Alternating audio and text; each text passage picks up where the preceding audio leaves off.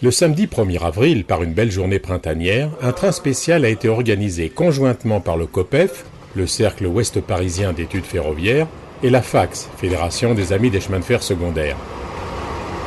Cette balade va conduire les participants à travers la campagne de Sologne et du Berry, sur les sections à voie métrique encore en activité de la célèbre ligne du BA, le Blanc-Argent, dont les deux terminus sont abandonnés depuis de nombreuses années.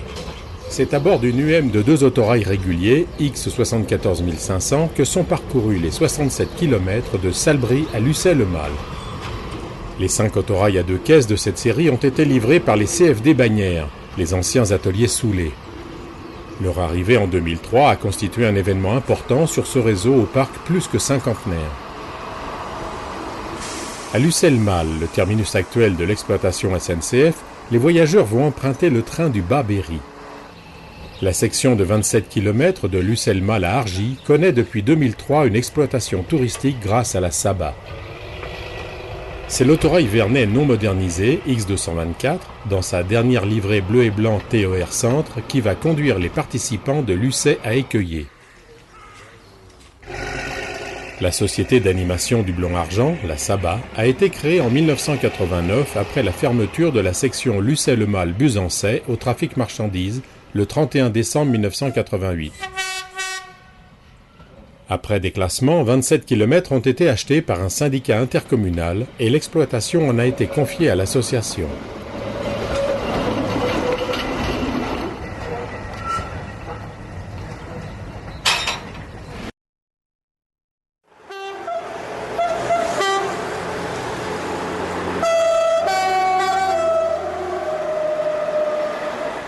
Durant le printemps 2006, plusieurs séries de locomotives ont quitté la scène ferroviaire.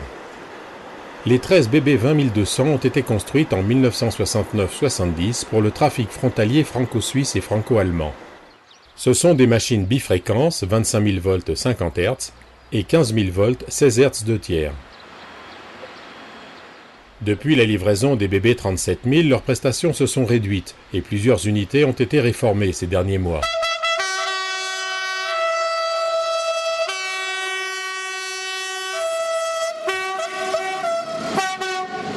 Pour commémorer la fin de service de cette série, un adieu officieux est organisé par un groupe de conducteurs du dépôt de Strasbourg.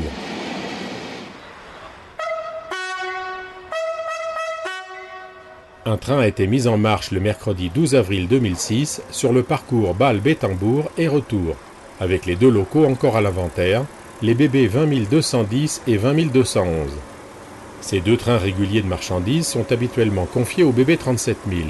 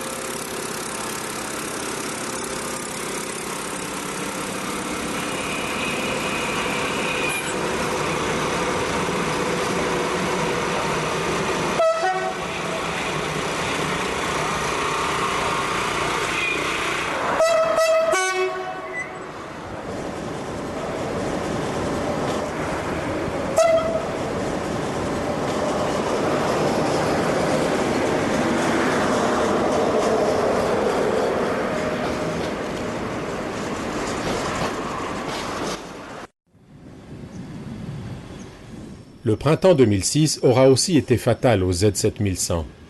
Ces automotrices, construites de 1960 à 1962 par Decauwille, De Dietrich et Oerlikon, ont été poussées vers la sortie à l'arrivée de nouveaux matériels roulants. C'est le 13 mai 2006 que s'est achevée la carrière des Z7100. Au cours de cette journée d'adieu, organisée par des cheminots lyonnais, 12 TER ont été assurés par 5 des dernières automotrices encore en service autour de Lyon, vers Ambérieu, Villefranche-sur-Saône, Vienne et Valence.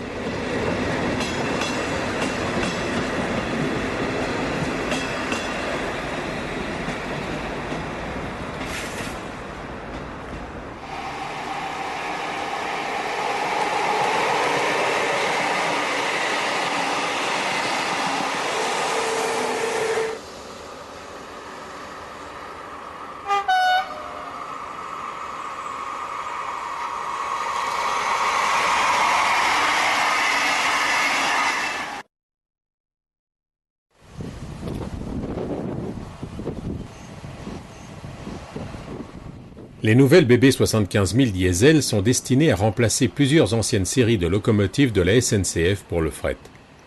400 machines vont être construites par Alstom pour la partie mécanique et Siemens pour l'équipement diesel électrique. Au cours de l'année 2006, les premiers essais ont débuté dans plusieurs régions. Au mois de juin, une campagne d'essais a lieu dans l'est de la France sur la ligne Reims-Charleville entre Amagnes-Lucky et Mons. Cette double voie électrifiée compte parmi les itinéraires favoris pour les trains d'essai de nouveau matériel SNCF.